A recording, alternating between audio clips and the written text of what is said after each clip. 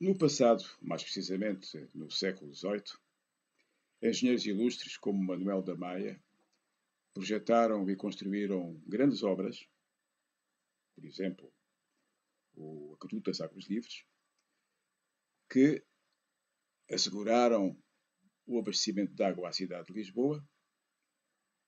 Mais tarde, reconstruíram a própria cidade após o grande sismo de 1755. Mais recentemente, em meados do século XX, outros engenheiros ilustres projetaram e construíram grandes obras, como as grandes barragens que nessa altura foram construídas em diversos rios, que permitiram a eletrificação do país e, por essa via, a sua industrialização e modernização. Num caso e noutro, tratava-se de dar resposta a preocupações que diziam diretamente respeito às pessoas, e o contributo dos engenheiros granjeou-lhes grande reconhecimento e influência. Por várias razões, os engenheiros e a sua ordem ressentem-se hoje de um déficit de reconhecimento e prestígio. Importa, por isso, recentrar os contributos dos engenheiros novamente em questões, em problemas que digam diretamente respeito às pessoas e que deem resposta à preocupação da generalidade dos portugueses. Uma dessas questões é a das alterações climáticas e do cortejo de consequências, algumas delas ainda não completamente avaliadas. Os sinais das alterações climáticas estão já à vista de todos e põem cada vez mais em risco o bem-estar e a segurança das populações e o funcionamento da economia. O aumento da frequência das vagas de calor e a violência crescente dos incêndios florestais, com áreas ardidas impensáveis ainda há poucas décadas, são uma das manifestações mais notórias e assustadoras dos efeitos das alterações climáticas no nosso país. Para Portugal continental, prevê-se que, no decorrer do presente século, a precipitação no inverno aumente, mas para as restantes estações prevê-se uma redução da precipitação que pode chegar aos 50%. Os estudos, nomeadamente os do projeto CIAM, mostram que Portugal e os outros países do sul da Europa vão ser mais afetados que os do norte. Em Portugal, o resultado das alterações climáticas é particularmente grave. Este gráfico mostra que no nosso país existem zonas em que o impacto negativo das alterações climáticas é máximo.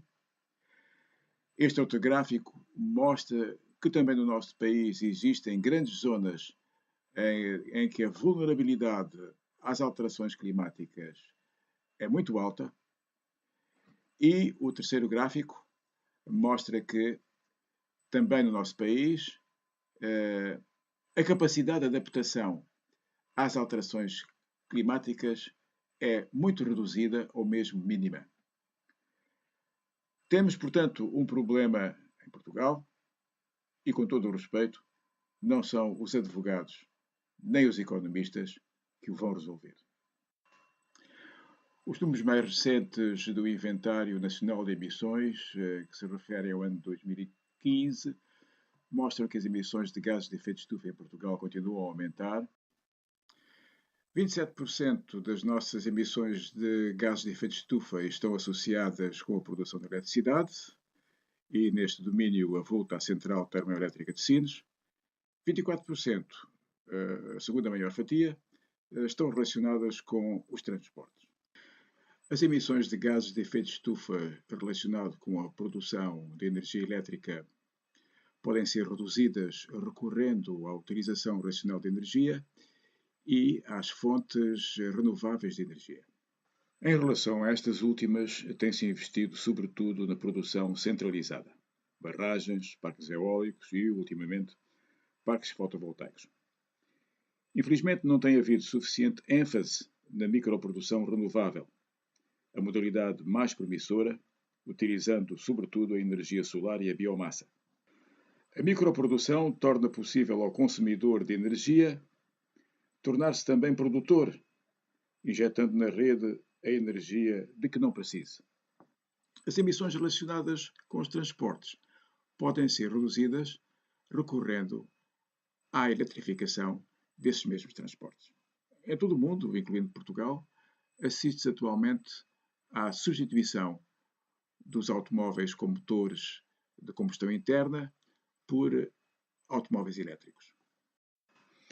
A vulgarização do automóvel elétrico, além das vantagens ambientais, abre o caminho a outra inovação importante, que é o microarmazenamento, potenciando que o consumidor produtor se torne também armazenista de energia. Para tirar vantagem de todas estas mudanças, é necessário dispor de uma rede elétrica inteligente. Numa rede inteligente, a eletricidade chega às comunidades através das redes locais, que também alimentam a rede de alta voltagem com uma energia produzida localmente. Habitações e empresas consomem e produzem eletricidade através de centrais solares ou outras tecnologias renováveis. As instalações produtoras, os eletrodomésticos e as baterias dos veículos elétricos comunicam para aumentar a eficiência, reduzir custos e impactos ambientais. Contadores inteligentes medem em tempo real a energia comprada e vendida à rede, permitindo aos consumidores controlar o uso da energia. Finalmente, a geração renovável alimenta as habitações ou é vendida à rede, quando os preços aumentam. A energia armazenada em baterias domésticas ou em veículos elétricos alimenta a habitação e ajuda a estabilizar a rede. Através da rede já existente de universidades, unidades de investigação e empresas, os engenheiros portugueses têm hoje acesso ao conhecimento necessário para contribuírem para reduzir a dependência energética do país e, ao mesmo tempo, colocarem-no na linha da frente no controlo das alterações climáticas. Além disso, há jovens engenheiros a quem temos o dever de criar as oportunidades que permitam desenvolver os seus talentos e pô-los ao serviço do país.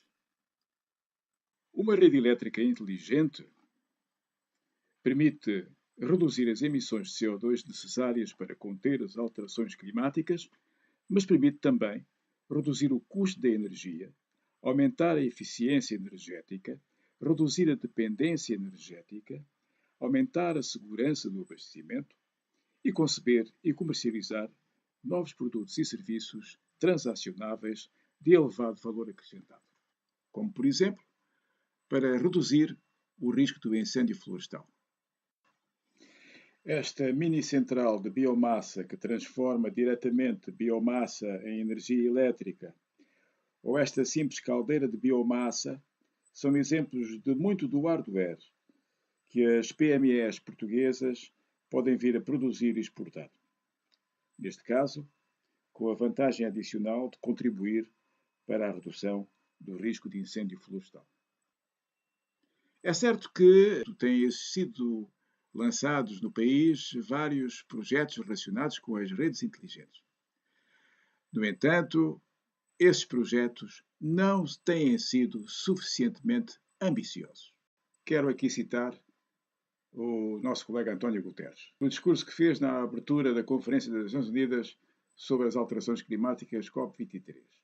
O nosso dever, uns para com os outros e para as gerações futuras, é aumentar a nossa ambição. O Conselho Diretivo Nacional da Ordem dos Engenheiros resolveu, e bem, declarar 2018 o ano da Ordem dos Engenheiros para as alterações climáticas. As alterações climáticas constituem um problema que afeta a sociedade no seu conjunto e compete aos engenheiros encontrar as soluções. A rede elétrica inteligente é a resposta adequada dos engenheiros para conter e controlar as alterações climáticas. Por isso, os engenheiros e a sua ordem devem bater-se por um objetivo concreto: tornar Portugal um dos 5 primeiros países do mundo a estar totalmente coberto por uma rede elétrica inteligente. Ao liderar uma tal iniciativa, a ordem estará a responder a um leque diversificado de necessidades urgentes do país. Pôr a economia a gerar riqueza. Aumentar o valor acrescentado das exportações. Reduzir a dependência energética. Tornar Portugal um exemplo a nível internacional. Ao atingir um tal objetivo, os engenheiros atuais terão sido tão úteis ao país e aos portugueses como os seus colegas do século XVIII ou os dos anos 40 e 50 do século passado. E terão, por essa via, reconquistado o prestígio e a influência da classe a que pertencem.